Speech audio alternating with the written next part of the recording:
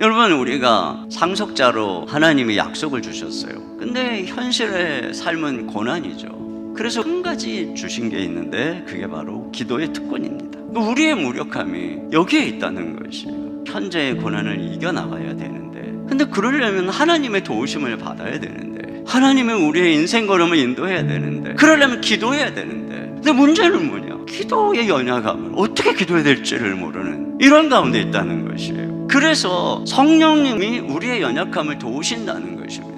근데 이 성령님이 우리를 도와주시는 것 중에 하나가 뭐냐면 바로 기도할지 모르는 우리를 기도할 수 있도록 도와주신다. 어떻게 도와주시냐면은 말할 수 없는 탄식으로 우리 안에서 친히 기도를 하신다는 거예요. 그러면 이런 성령님의 탄식이 무엇일까? 첫째로는 뭐냐면은 우리를 동정하시고 우리의 아픔을 함께 느끼는 탄식이라고 하는 것이에요. 우리 안에 거하시는 성령께서, 다시 말하면 이 피조물과 함께 거하시는 성령께서 말할 수 없는 탄식으로 우리를 외치니 간구하신다고 할 때에 이 탄식은 바로 우리 성도들이 이 땅에서 겪는 이 모든 고통을 친히 체험하시며 함께 느끼는 그런 탄식임을 알 수가 있는 것입니다.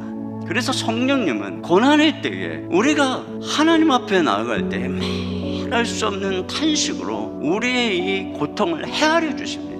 거기서부터 이 우리의 고통이 치유를 받게 되는 거예요. 또 이 탄식은 뭐냐면 신음이 아닌 소망의 탄식입니다. 주님의 성령께서 주시는 탄식은 그냥 울음과 슬픔으로 끝나는 탄식이 아닌 그 우리의 슬픔을 소망으로 승화시키는 탄식이라고 할 수 있어요. 여러분, 한나가 그랬죠. 그 분인나로 인한 이 원통함 때문에 성소에 가서 그가 그렇게 탄식하면서 원통함을 쏟아 놓았습니다. 그러니까 그는 자신에 있는 한을 기도로 승화시킨 것이죠. 성령께서 함께 탄식을 하신 것이에요. 그리고 그 기도 속에서 결국은 성령님이 하나님의 뜻대로 그가 기도할 수 있도록, 그래서 사무엘을 하나님께 드리겠다고 그런 데까지 나아가는 것을 보잖아요. 그리고 나서 더 이상 한나에게 근심빛이 없었다, 이렇게 말하고 있습니다. 이것이 바로 성령님의 탄식이에요. 세 번째로 성령님이 이 탄식은 바로 하나님의 뜻대로 하시는 기도의 탄식이라고 하는 것입니다. 이건 성령님의 기도에 있어서의 주도권을 말하는 것입니다. 우리가 성령님을 의지할 때 성령님은 우리에게 기도의 영을 부어주시고 우리의 생각을 주장하시고 우리의 영과 더불어서 탄식하면서 기도하게 해주시되, 어떻게 우리가 결국은 주님의 뜻대로 기도할 수 있도록 이끌어 주신다라고 하는 것입니다. 여러분, 우리가 어떤 기도 제목을 가지고 무릎을 꿇죠. 내가 이 기도를 해야 되겠다. 그런데 이상하게 그 기도는 별로 마음에 이렇게 들지 않고 자꾸 다른 기도에 감동을 주셔서 제 마음을 이끌 때가 있어요. 그래서 이와 같이 기도하다 보면 이 주도권을 성령이 주신다는 거죠. 왜냐하면 어차피 기도라고 하는 것이 성령님이 인도하시는 기도이기 때문에, 그렇기 때문에 성령께서 우리의 심령 속에 우리가 하나님의 뜻대로 하는 기도, 이 기도에 더 도와주시고 역사하는 것을 경험하게 되죠. 또 성령님은 우리는 모르는데 지금 이 현재 내가 처한 고난, 경험하는 어려움에 대한 하나님의 뜻을 성령님은 아세요.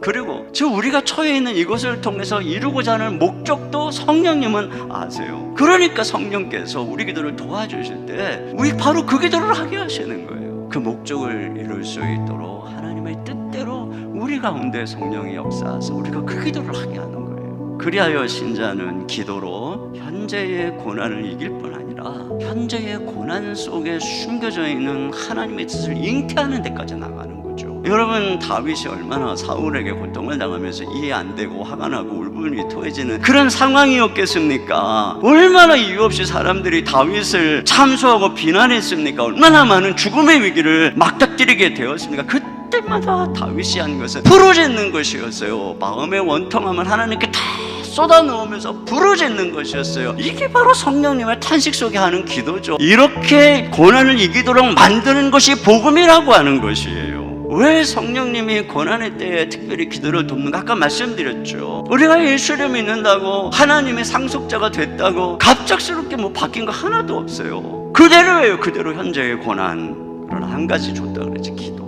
여기에 비결이 있는 것이. 그리고 그 기도를 도와주시려고 성령님이 우리 안에 거하시고, 우리가 기도를 하고자 하면, 우리가 성령님께 기도를 도움을 요청하면 우리는 기도할 수 있어요. 이것이 복음 안에 하나님 주신 능력이에요. 복음은 고난을 이기는 능력이다. 믿으시기를 바랍니다.